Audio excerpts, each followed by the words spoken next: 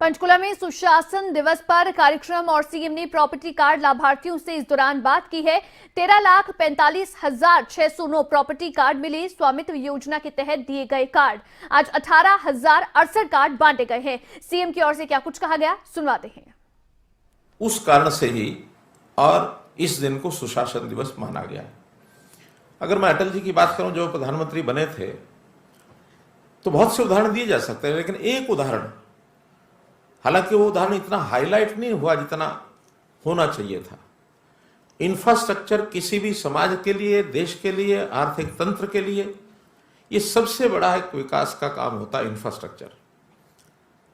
जब उनको लगा कि हमारा देश इसको इंफ्रास्ट्रक्चर के माध्यम से एक सूत्र में पिरोना चाहिए, तो उन्होंने एक योजना बनाई थी, स्वर्णिम चतुर्भुज।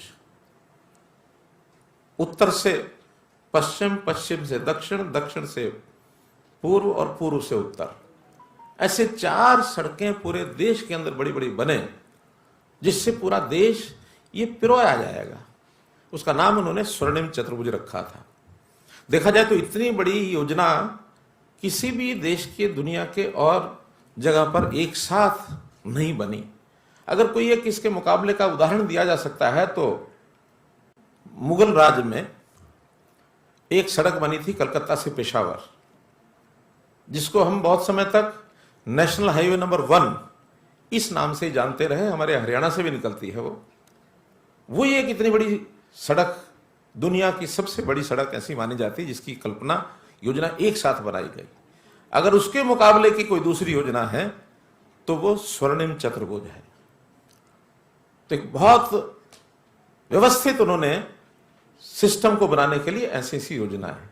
एक और योजना उन्होंने कही थी कि हमारे देश में पानी कहीं तो सूखा है, कहीं तबाही करता है, कहीं बाढ़ आ जाती है, कहीं अकाल पड़ता है। तो हम एक कार्यक्रम बनाए, सब नदियों को जोड़ने का कार्यक्रम। देश की सब नदियों को एक दूसरे के साथ जोड़ दिया जाए। उस पर काम होना शुरू हुआ। कुछ चीजें सिरे चढ़ गई हैं, कुछ अभी पाइपलाइन में भी हैं, क्योंकि इतना छोटा कार्यक्रम नहीं है कि जिसको एक साथ हम कंसीव कर सकें। बहुत टुकड़ों टुकड़ों में वो करना पड़ेगा। लेकिन एक सोच है कि अधिकता और कमी, इन दोनों को मिला करके और एक सामंजस्य बैठाया जाए, जहां हम लोग उसको एक परिपूर्णता की तरफ आगे बढ़ सकें। पानी की कमी को ठीक किया जाए, पूरा किया जाए। जब बाढ़ है, पानी ज्यादा आता, वहां पानी कम करके बाढ़ से बचाया जाए। ऐसे बहुत उदाहरण दिए जा सकते हैं। आईटी का उपयोग अगर ठीक समझें तो इसकी कल्पना जो देश में बनी, जब ये मोबाइल की क्रांति आई, तो ये कोई 2000 का जो प्रथम शतक है, उसके अंदर ये योजना बनी सारी। आज जिस क्रांति का हम अनुभव भी कर रहे हैं, उसका लाभ भी ले रहे हैं।